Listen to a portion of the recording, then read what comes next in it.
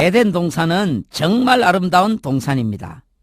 하나님은 아담과 하와에게 이 에덴 동산을 주시고 마음껏 따먹고 기뻐하며 감사하며 살아라고 하셨습니다. 에덴 동산이 외딴 섬같이 분리되어서 뚝 떨어져 있었던 것이 아닙니다. 설악산 국립공원같이 그렇게 생각하시면 됩니다. 강원도가 모두 산세가 수려하고 아름답지만은 그 가운데서도 설악산 일대는 더 아름답습니다. 그래서 국립공원으로 지정된 것입니다. 하나님께서 창조하신 이 땅이 모두 아름답지만은 그 중에서도 에덴 동산은 더 아름다웠습니다. 그래서 하나님은 아담과 하와를 거기 두신 것입니다. 그러나 하나님은 단 하나의 금기사항을 주셨습니다. 그것은 동산 중앙에 있는 선악을 알게 하는 나무의 실과는 먹지 말라. 먹는 날에는 내가 정령 죽으리라. 그러나 마귀의 유혹을 받고 결국 그 마수에 걸려듭니다. 정령 죽으리라. 이 말씀은 죽음을 피할 수가 없다. 반드시 죽음이 찾아오고야 만다는 것입니다. 이제 죽음이 찾아온 것입니다. 그러나 하나님은 아담과 하와가 죽는 대신에 한 마리 양을 죽이시고 가죽옷을 입혀 주셨습니다. 그것은 인류 역사에 한 특별한 죽음이 있을 것이라는 기다림을 주신 것입니다. 인류 역사상 여태껏 태어난 사람의 수가 약 800억 명 정도입니다. 지금 현재 살고 있는 세계 인구가 62억이니까 적어도 인간은 역사상 그동안 초상을 700억 번 넘게 쳤습니다. 그러나 그런 초상 말고 평범한 죽음같이 보이지만은 절대로 그런 죽음과는 다른 특별한 단 한 번의 죽음이 인류 역사에 언젠가는 있게 될 것이라고 하나님은 가르쳐 주셨습니다. 구약은 바로 그 특별한 한 죽음을 공부하는 것입니다. 양을 잡아서 죽여서 피 뿌리고 불에 태우고 또 잡아서 죽여서 피 뿌리고 태우고 부지런히 반복합니다. 이것이 주는 교훈은 절대로 이 특별한 죽음을 잊어버려서는 안 된다 하는 것입니다. 다른 것은 다 잊어버려도 좋은데 언젠가 앞으로 있게 될 이 죽음만은 절대로 기억하면서 기다려야 한다. 그래서 아예 쇠뇌를 시켜버립니다. 그것이 구약시대의 제사입니다. 수많은 제사들을 통해서 깊숙이 세뇌를 시키셨습니다. 그런데 드디어 인류 역사에 그 특별한 죽음을 치룰 기가 막힌 한 마리 양이 오셨습니다. 오셨지만은 구약시대 사람들은 제사를 통해서 그만큼 공부했고 그분의 삶을 대해서 그렇게 예언되어 있었는데도 그들은 그분을 알아보지 못했습니다. 자기 땅에 오매 자기 백성이 영접지 아니했습니다. 그 특별한 죽음은 바로 하나님의 아들에게서 일어났습니다. 하나님은 당신의 아들을 통해서 그 죽음을 실행에 옮기셨습니다. 조금도 지체하거나 머뭇거리거나 시간을 늦추거나 하지 않으시고 그 모든 진노의 대접을 다 쏟아 부으셨습니다. 비가 오려면은 먼저 구름이 와야 되잖아요. 비가 오는 양은 구름이 모이는 양과 정비례합니다. 구름의 양만큼 비가 쏟아집니다. 하나님은 세상을 향한 당신의 진노를 조금도 남겨두지 않으셨습니다. 깡그리 한 개의 십자가 위에 집중적인 폭으로 쏟아 부으셨습니다. 그가 바로 사랑하는 당신의 아들인데도 하나님은 개의치 않으셨습니다. 그때 하나님의 관심은 사랑하는 아들을 떠나서 당신의 형상을 닮은 인생들에게 있었습니다. 오직 당신의 형상을 닮은 그 인생들을 살려야겠다는 그 마음으로 당신의 독생자를 처절하게 희생시키신 것입니다. 이제 하나님의 진노는 예수님 십자가 위에 다 쏟아졌습니다.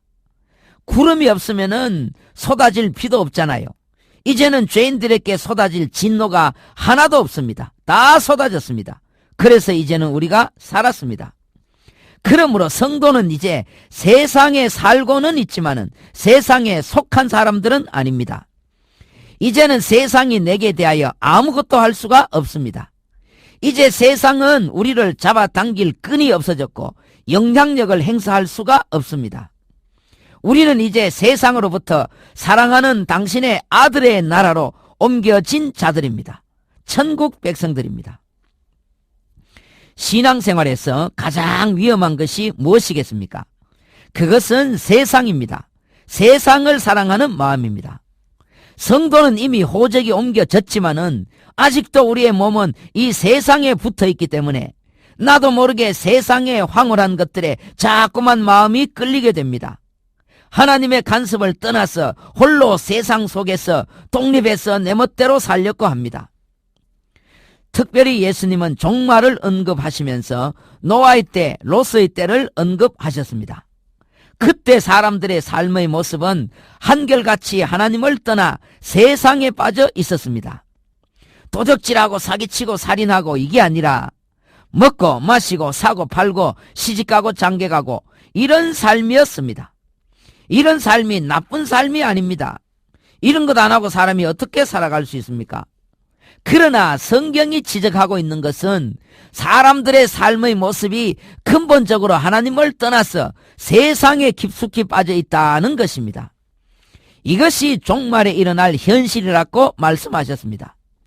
세상을 끊지 못하고 마음이 깊숙이 그 속에 빠져 있는 그것이 가장 무서운 것이라는 지적입니다. 그래서 주님도 가장 엄숙한 순간에 롯의 처를 기억하라고 하셨습니다. 롯의 처는 굉장히 가정적인 여자입니다. 남편 잘 섬기고 두 딸 잘 키우고 먹을 것 안 먹고 입을 것 안 입고 살림 하나하나 알뜰히 모은 여자였습니다. 얼마나 귀하게 모은 그 살림이 아까워서 뒤돌아봤겠습니까? 성경에 나쁜 사람이 얼마나 많습니까? 동생을 죽인 가인을 기억하라. 자식을 신앙적으로 잘못 키운 엘리 제사장을 기억하라. 불순종한 사울왕을 기억하라. 주님이 이런 말씀을 하셨다면은 그렇구나. 나는 자식을 잘 키워야겠구나. 나는 순종을 잘해야 되겠구나 할 건데, 그런데 주님은 가장 가정적인 여자 한 사람을 들어서 롯의 처를 기억하라고 하셨습니다. 이것은 세상을 사랑한다는 것이 얼마나 위험하고 자신도 모르게 무의식적으로 돌아볼 수 있고 멸망한다는 교훈입니다. 살인하고 도둑질하고 강도지 돼서 망하는 사람이 많겠습니까? 세상을 사랑해서 망하는 사람 많겠습니까? 지존파, 막가파 이런 사람들의 수는 극소수입니다. 대다수의 사람들은 세상 사랑에 빠져서 멸망합니다. 대중적인 죄악은 세상 사랑입니다. 지옥에서 가장 많은 사람은 세상을 사랑하다 온 사람들입니다. 그러나 감사하게도 주님은 십자가를 통해서 우리를 세상으로부터 분리시켜 주셨습니다. 그러므로 이제는 우리가 세상에 유혹받지 않고 세상을 이길 수 있는 힘은 주님이 우리를 분리시켜 주신 그 십자가를 바라봄으로 이길 수가 있습니다. 십자가로 승리하셨느니라. 주님은 기적으로 승리하신 것이 아닙니다.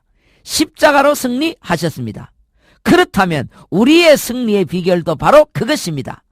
십자가만으로 우리도 승리할 수 있는 것입니다.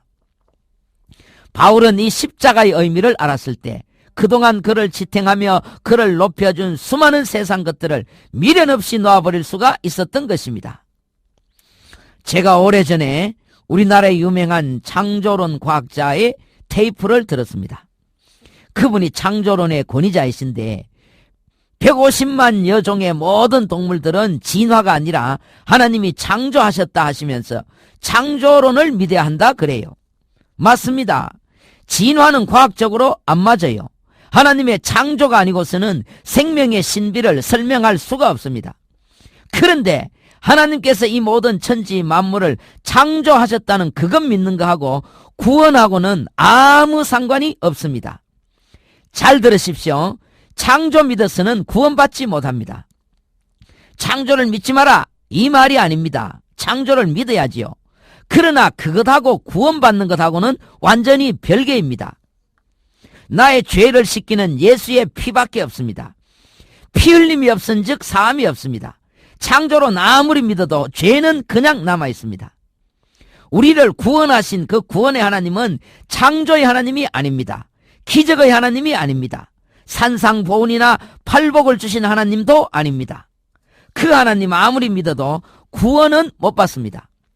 구원의 하나님은 날 위해 대신에 십자가를 지시고 처절하게 죽으신 바로 그 하나님입니다. 아무리 하나님에 대해서 내가 잘 알고 있어도 날 대신해서 날 위해 십자가를 지신 그 하나님을 모르면 구원은 못 받습니다. 구원의 하나님은 날 위해 대신 죽어주신 바로 그 하나님입니다.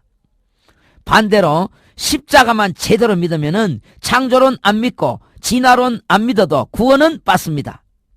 그만큼 이 십자가가 중요한 것입니다. 옛날에 예수님 시대 때 바리새인 율법사들 서기관들 얼마나 성경 많이 알고 신앙이 철저했지만은 그러나 십자가의 주님을 몰랐기 때문에 그들은 죄 가운데서 죽어 멸망한 것입니다. 다시 한번 대사도인 바울의 외침을 들어보십시오. 그러나 내게는 주 예수 그리스도의 십자가 외에는 결코 자랑할 것이 없느니라. 바울은 멍청한 사람이 아닙니다. 그 시대에 바울만한 대학자가 없었습니다. 바울의 성격이나 그의 학문의 깊이로 볼 때 십자가를 그냥 슬쩍 보고 이런 말을 할 사람이 아닙니다. 인류 역사상 어느 시대든지 정말 진실된 신앙인은 항상 십자가의 의미를 제대로 안 사람들이었습니다. 십자가를 제쳐놓고 다른 엉뚱한 것으로 신앙을 배운 사람은 언젠가는 교회를 떠납니다. 환상도 보고 예언도 하고 방언도 하고 신유의 은사도 받고 그래요. 참 귀한 신앙들입니다. 그러나 십자가의 밑바탕이 없는 신앙으로는 아무리 이런저런 은사를 받아도 그것은 뿌리 없는 나무와도 같습니다. 그런 신앙은 언젠가는 교회의 걸림돌이 되며 언젠가는 본색이 드러납니다. 성경의 정확한 가르침은 항상 십자가의 가르침입니다. 뱀하고 뚜꺼비하고 싸우면은 누가 이기겠습니까? 뚜꺼비가 이깁니다. 어떻게 뚜꺼비가 이깁니까? 뱀이 한 입에 꿀꺽 삼켜버리는데. 그런데 바로 그 방법으로 이깁니다. 옆에서 산토끼나 다람쥐가 보면은 분명히 뱀이 이겼습니다. 뱀이 잡아 먹었어요. 그러나 이게 바로 뚜꺼비의 작전입니다. 뚜꺼비가 알을 품으면은 몸에 잔뜩 독이 오릅니다. 그래서 뱀이 다니는 길목에서 어슬렁댑니다. 이때는 뱀이 눈치를 채고 뚜꺼비를 피한대요. 그러면 뚜꺼비가 일부러 뱀 곁으로 다가가서 약도 올리고 내가 얼마나 통통하고 얼마나 먹음직한 먹잇감인지를 보여줍니다. 그러면은 뱀이 더 이상 참지를 못하고 한 입에 꿀꺽 해버립니다. 옆에서 산토끼가 이 모습을 보면은 얼른 마을에 가서 이렇게 보고를 합니다. 얘들아, 뱀이 이겼어. 뱀이 이겼어. 그냥 한 입에 꿀꺽 하니까 뚜꺼비가 흔적도 없이 사라졌어. 뱀이 이겼어. 그런데 그 뱀의 몸속에서 뚜꺼비 독이 퍼지기 시작합니다. 그 독이 얼마나 맹독인지 뱀이 결국 견디지 못하고 죽습니다. 그러면 뚜꺼비 알이 그 뱀의 몸속에서 부활을 합니다. 뱀 살을 뜯어먹고 뚜꺼비 새끼가 자랍니다. 한 열흘 뒤에 산토끼가 다시 그 길을 지나가다가 깜짝 놀랍니다. 뱀은 그 자리에 죽어있고 수많은 뚜꺼비 새끼들이 기어나옵니다. 한 마리 뚜꺼비가 죽자 수많은 새끼 뚜꺼비들이 살아나옵니다. 마치 하늘의 밀이 땅에 떨어져 죽으니 수많은 열매를 맺듯이. 산토끼가 다시 이 모습을 보고는 정신없이 마을로 뛰어갑니다. 얘들아, 아니야, 틀렸어. 뚜꺼비가 이겼어. 뚜꺼비가 이겼어. 그 뱀은 죽었고 그 속에서 수백 마리 뚜꺼비가 기어나오고 있어서 최후의 승리자는 뚜꺼비야, 뚜꺼비. 오직 영원한 승리자이기 때문이라. 그래서 산토끼 마을에 교과서를 다 뜯어 고쳤대요. 한 마리 어미 뚜꺼비가 죽음으로 수많은 뚜꺼비가 부활한 것입니다. 이제 주님이 십자가에서 죽으시고 3일 만에 부활하심으로 사탄의 권세는 결국 아무것도 아님이 드러났습니다. 사탄의 무기는 깨어졌고 그의 능력은 상실되었습니다. 내가 복음을 부끄러워하지 아니하노니 이 복음은 모든 믿는 자에게 구원을 주시는 하나님의 능력이 됨이라. 우리를 사탄의 권세로부터 벗어나게 해줄 다른 능력이 없습니다. 주님이 죽으실 때 우리를 자유케 해주신 그 십자가의 능력밖에 없습니다. 주님은 당신이 친히 십자가에서 죽으심으로 영원한 죽음의 올무에서 우리를 해방시켜 주셨습니다. 예수 결박 푸셨도다. 모든 결박 푸셨도다. 나의 결박 푸셨도다.